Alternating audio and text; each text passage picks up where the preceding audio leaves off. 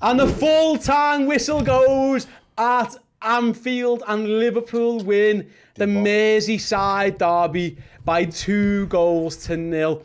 Goals from, would you believe it, left back Andy Robertson and our Lord and Saviour, the King, Divock Origi. That was them turning up to park a bus and play anti-football. And in the end, it's a victory for football and it's a victory for Liverpool, because if you're going to play like that, you deserve nothing. And they got nothing. Yeah, literally, mate. That first half was summed up with some amateur dramatics, some amateur diving, some just piss poor display of football from Everton's perspective. Liverpool stuck to the task, tried to break them down, didn't really create a great deal, to be fair. No. And you'd look at it and think Everton would have been the happier.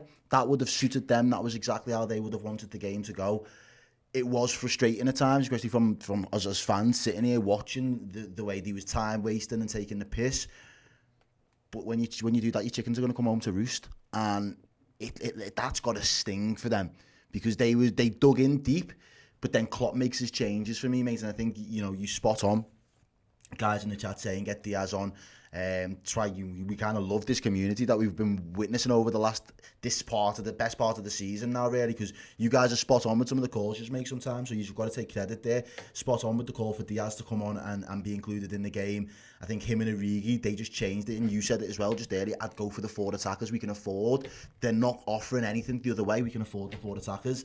And then once that first goal was scored, in quite good fashion as well, to be fair. I think it was really well crafted. Straight afterwards, I think we had a little bit more control, and then I think the other substitution as well of Henderson came on and made a difference, mate. Yeah, absolutely. They got a super chat here from Scott Hawk, $25. Thanks very much, Scott. He says, a fully deserved loss for that Husky club. Lampard's taking him down in disgrace. Even his bald spot is blushing. I can't comment too much on that one, my man. We go on and don't look back at those clown shoes. You're absolutely right. Leave them out. £5 super chat from Jonathan Cook. The year is 2072. And Divock Origi remains the last player to score a PL goal against Everton. Yeah, he might be just wheeling him out every so often. Yeah, he goes down in front of the cop and gives it the big one as well. Like, what I would say to them, mate, we said this earlier, didn't we? Like, they had a game plan. The game plan just obviously was boot us, time waste, and maybe dive a little bit as well. But I thought defensively they did well. But the good thing was with us, Jürgen recognised it, Errol, and he got that 4th sub on. Divock's involved straight away. Helps in the build to the first goal. He scores the second, assisted by the other sub as well. That's the difference, I think, between this and years past, mate, isn't it? That you can look at your bench and you can bring quality players on, and we brought quality players on, and they all made a difference. That touch from Diaz, mate, I don't know if that was like his first proper touch of the game, where he's got a little bit of space as well, but that was absolutely ridiculous. Like, he sees it from fucking 15, 20 yards coming over to him, and he has the audacity. He could have literally just took it in his stride, but he has the audacity at 1-0 up to just say, I am going to literally rinse you now. And he just, with a little flick, brings it down. Not only does he get the flick right, though, he brings the ball down. Oh, mate, it was unbelievable. And I think that is the difference, the ability to be able to bring on quality subs. And then when you have given it your all for the better part of 60 minutes, and then you look over to the bench to see who's coming on, and you think, fucking hell, there's that Diaz kid coming on again, or there's even in a game of this set of circumstances, fucking hell, it's Origi, he loves a goal against us. Like, you're looking at that and you're just seeing danger there, and you're seeing warning lights going off. I just think Liverpool did well to stay on task, because there was times in that game where you could have easily been frustrated by Everton's trying to disrupt the rhythm, trying to again niggly fouls, Jordan Pickford jumping on the floor, all of that kind of stuff. But we're not dissuaded by that. We've seen teams do that now. And I said it to you at half time, mate. When we're on the hunt for silverware, we still find a fucking way. And again, it comes from an unlikely source, and Robbo getting in the box, being an extra man. We said that we need to get bodies in the box. I seen a header coming. That was one thing I did get right. I seen a header coming. If we get a ball into the box, there'll be a header. Someone will get the head on it. I didn't expect it to be Andy Robbo, though. And I'm fucking glad. I'm glad that it was, because you've seen how much it meant to him. He doesn't score a lot of goals. He's forever trying. He's always full of fucking effort and desire. But sometimes his final shot is never always great, do you know what I mean? But he couldn't miss from there, and he absolutely does Pickford dirty. He does him dirty, mate, and I loved it. Absolutely brilliant. Yeah, we've seen Andy Robbo like headers before in title challenges of days gone by, and yeah, he steps up again.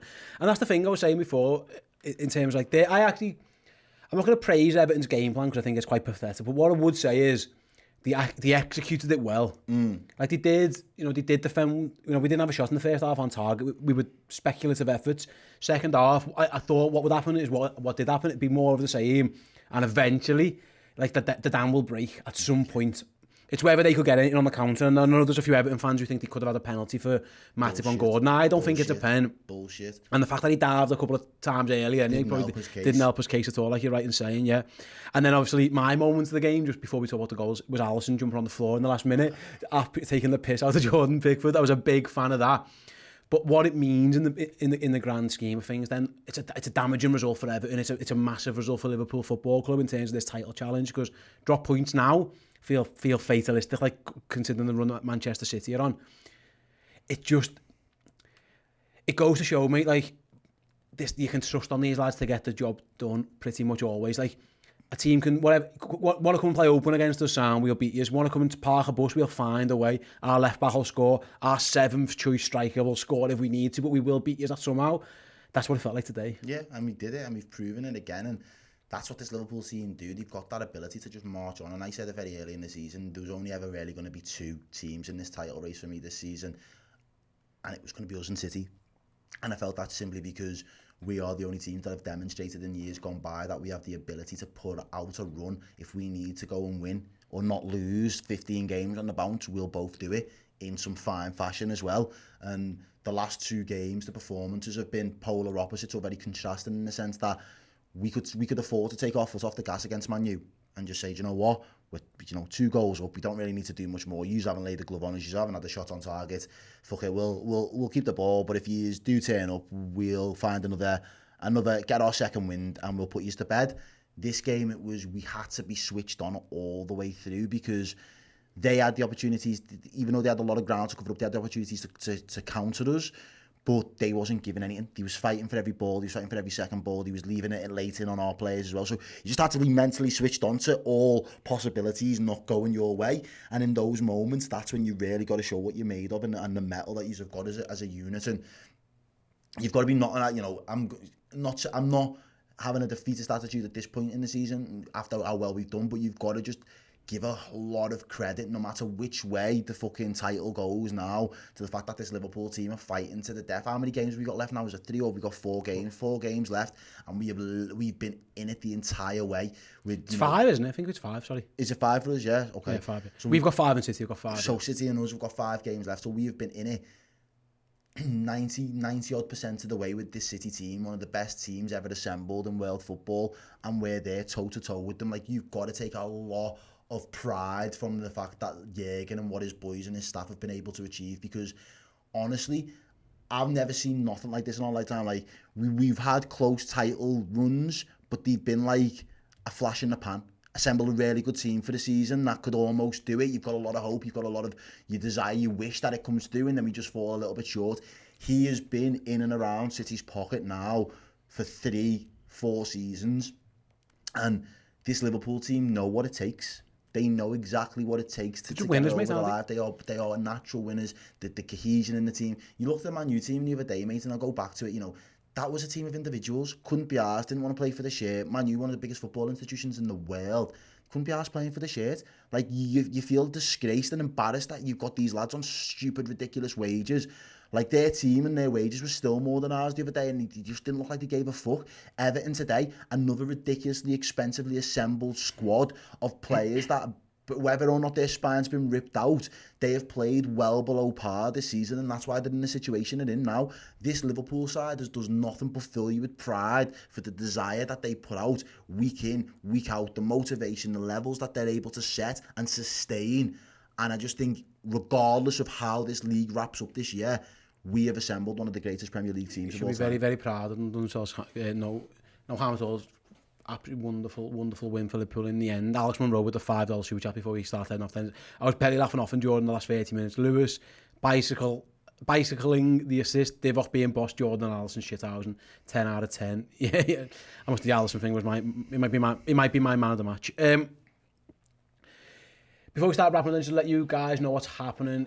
If you head over to the socials now, have a little look for the tweets or the social post and all that kind of stuff. Ed will be back very shortly with your reaction, so get your thoughts in now. And reply to the tweet. If you're a club legend, head to the Discord chat as well. Ed will be reading the best of those out very, very shortly.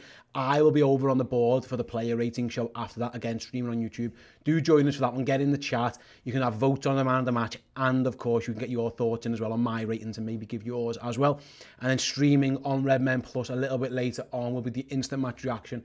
Errol and I will sit down for 20 minutes, half an hour, something like that, and just digest everything that has happened in the game. Like I say, that was streaming on Redmen Plus. And then tomorrow morning, straight away, the final word show, an even more in-depth look at Liverpool and this amazing win over Everton, 2-0 to the Reds. So yeah, please do stick with us. Honestly, there's never been a better time. Make sure you subscribe to the YouTube channel. Make sure you're signed up to Redmen Plus, because honestly, Liverpool could be doing something absolutely special, and you want to be getting involved as best as you can. Right there, mates, shall we shoot off? Yeah, let's do it. I'll catch you all later. Ta-da.